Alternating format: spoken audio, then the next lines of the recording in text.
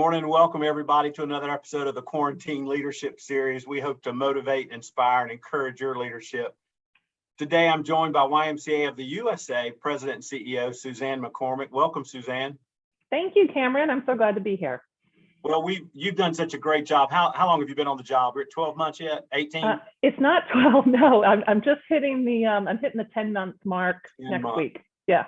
You just done a great job, being visible on our computers, and you're just now getting out. I've seen you at the NATO conference and some other things. You've done a great job kind of sharing what you want to be about, doing a great job listening to the movement and find out what we want to do. But we want to share with our friends, our Y friends and family, the things that we really want to know about you, what we call the 9 burning questions. And so everybody that's listening, we're going to really find out about Suzanne. So the first question is, tell us about what was your first car? I never owned a car until after I got married. So I always had to ask to borrow the car. But the car that I drove the most, well, it was a car I drove.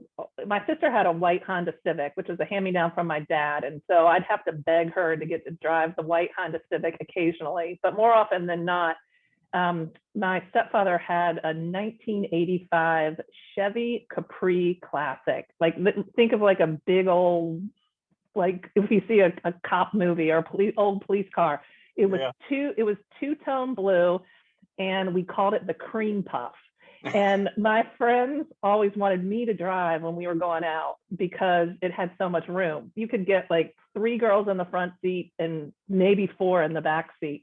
So I was often the designated driver of the cream puff going out in Wilmington, North Carolina. The cream puff was known by all. You're not old enough that was no seatbelt days, were you? I think it was. Yeah. No seatbelt days. That's how you got 3 across the front and probably 4 or 5 in that back seat. Yeah. I think my parents owned a Capri Classic too. What's the first concert you attended? A 38 special in Fayetteville, North Carolina. Again, I probably drove to it. I went with like 3 of my girlfriends, and we actually got up against the barricades. Really close to the stage. We were crazy 38 special fans. Yeah, we're going to try to edit into this. We're going to find an 80s picture of you and the hairstyle. Just when you say 38 special, that we're going to edit into the thing right here. So on that, if we could play music, so it's a walk-up song. In baseball, they have a walk-up song when the batter comes to the plate. What would be your walk-up song when you come into work at the Y? What song would really inspire you and get you fired up for the day? I still like This Girl Is on Fire. Like that's This Girl Is on Fire. That's that's my mental song when I need to kind of get myself like ready to go. Yeah. Again, if my producer, editor is paying attention, she's going to edit that song, and let's hope. I can't wait. I can't wait. Let's hope. Because that's way above my technology ability, is to edit and do some things. As it would be mine. What are your favorite movies? So I call this like if you're flipping channels and you see it on, you just stop and you watch the rest of the movie. Or if you see it that it's coming up and on TV, you make sure you watch it. What are a couple of your favorite movies? There's one that absolutely fits that bill. It's called, and I don't think it's widely known, it's called the 100-Foot Journey. And it's this it's a movie about a family that has to leave India because of, some tragic circumstances. They find themselves in France, and they open up an Indian restaurant in this abandoned, like kind of big French mansion directly across the street from a 4-star Michelin restaurant, and which is run by this really strict French owner. And it's a story of how this Indian family and this French woman, like how they battle in the village for business. And eventually it's like a story of love and family, and they're right across the street. And it's a great foodie movie as well. It's a guaranteed feel-good movie. So if that's all, I probably watched it 10 times. I have seen that movie.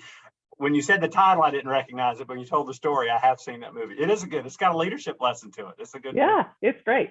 And I will say recently, and then I think we've actually been going to the movies a lot now because when I'm home on the weekends in Florida, it's hot. Like you gotta, there's not all that much you can do in the middle of the day. And so we've been going to the movies, and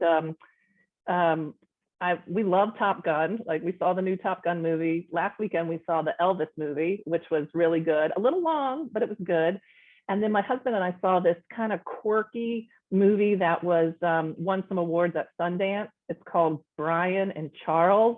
It's about this like kind of wacky inventor in Wales or Scotland who builds a robot that kind of comes to life. Really weird, but sort of sweet. So those are top of mind right now. That's great. That's good. What about books? What are your favorite books that you've read? I read a lot, and I can't always. I like mystery thrillers, but I also like historical fiction. I think one of my favorites in the last year or so, maybe the last couple of years, I loved Where the Crawdads Sing by Kristen Hanna. She wrote another one called The Great Alone. It's about a family in Alaska, which I really like because my dad lived in Alaska when he was alive. And there's another one that I really liked, The Lincoln Highway, and I forgot who the author is, but it's kind of a Huckleberry Finn kind of story. But I do a mix of some of that more thoughtful fiction with like The Gone Girl or She Is Missing kind of like thrillers, quick reads. Are you reading anything now? I am, and I knew you were going to ask that, and it's packed in my suitcase because I'm leaving for World Council and I can't remember what the name of it is. But it's one of those mystery thrillers. It's like she disappeared, or I don't know, something like that. Good. When you're not working, what are your hobbies other than movies and reading? Well, this exposes, I always say this makes me look like such a dork when I say what my hobbies are, but I am a big fan of puzzles. And so like during COVID, for those 2 years, and this is not an exaggeration, I had a 1,000-piece puzzle going 100% of the time in the house. And because I just, at the end of the day, I don't know, it gives me an opportunity just to rest my mind. So I love doing puzzles. I love cooking. I'm a beginner golfer, but have really enjoyed getting out and working on the golf game because I can do that with my husband. Yeah. And then, we like to ride bikes, and I try to run and be outside when we can. So, but my activities are more quiet because I tell people I'm a professional extrovert and a personal introvert. That's a good blend. It's a good blend in your role. What's your dream vacation spot? Well, somewhere you haven't been yet. Well, this is my current dream vacation because we've got a trip planned for this fall when I'm finally going to be able to take what I'm hoping will be a genuine week of vacation. We're going to do a cruise in the Greek Isles, and I've never been to Greece, and I'm really excited for that. That is good. That is good. So who are your mentors right now? I mean, who are the people that have mentored you during your career? And how do you utilize them? How do you utilize them? Well, I think what I consider sort of my first official mentor was one of my first volunteers. One of my first board volunteers. I was a brand new staffer at the United Way, and my job was director of volunteer development. So my job was to organize our Day of Caring event. I'm sure some of our Y leaders are familiar with, Days of Caring, where we organize volunteer projects. And there was a board member who was assigned to lead. We had this amazing Day of Caring and had a really strong committee that organized it. And her name is Beth Shore. She was a senior executive at Blue Cross Blue Shield of Maine. And she just kind of took me under her wing. And she was a couple, like maybe 15, maybe 20 years older than I am. And she just became my mentor through every position I held over the years. And she still remains a mentor. She is retired. My husband and I get together with she and her husband at least once a year. She lives in Florida on the opposite coast of us, so I still see Beth. But I am really trying to tap in right now to a group that I have the great privilege of participating in. It's called Leadership 18. It's the CEOs of some of the other largest federated organizations in the United States. And someone who's become a really good mentor to me is Jonathan Rutherford. He's the president and CEO of Habitat for Humanity International. And he and I chat because he's got different challenges, but there's some shared challenges in trying to, be a good leader in an organization like the Y. So he's really proving to be a really good sounding board for me right now. Do you have a coach? Do you have a coach, like a personal coach that you pay to coach, or just? I do not currently, but I have absolutely had that in my past, and I have someone on deck. I was kind of waiting to get in and kind of figure out the lay of the land. It's actually on my to-do list to follow up with him to get into that, because as I've gotten to know him, I think he could be really helpful for me. So that's one of my goals in the next 6 months, is to get that initiated. Yeah, that's great. I mean, I'm a big believer in it. I'm getting there. I mean, I think in my CEO peer group, that's some of the discussions we've had of trying to find a cost-effective way, that CEOs can have a coach and a mentor, somebody that they can go to. And when you're talking about a board member, a lot of times that's what I look for in board members, are people that can mentor me. Yeah, I like having CEOs on my board because they know what it's like, and that's exactly right. Yeah, they give great advice to me and coach and counsel me when I'm struggling and doing things. So. Yeah, no, that is, I will say some of my best mentors. I can think back when on my board members, I had a CEO of a huge healthcare system.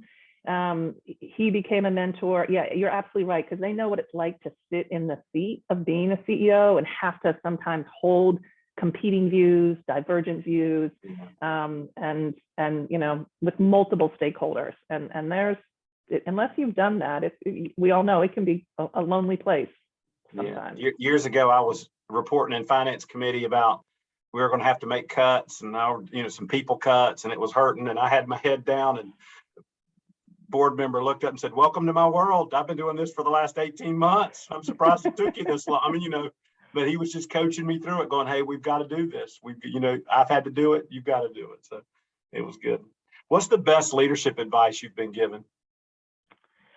Well, I was really fortunate, Cameron, early on in my career, before there were what we now see all over the place as emerging leader programs. I had the opportunity to participate in a it was called collaborative leadership training, and it was like a year-long training, and it was led by a group out of Cambridge, Massachusetts, called Interaction Associates, and they train you on a leadership model that is really focused on being a good listener, getting input from stakeholders who are going to be impacted by decisions.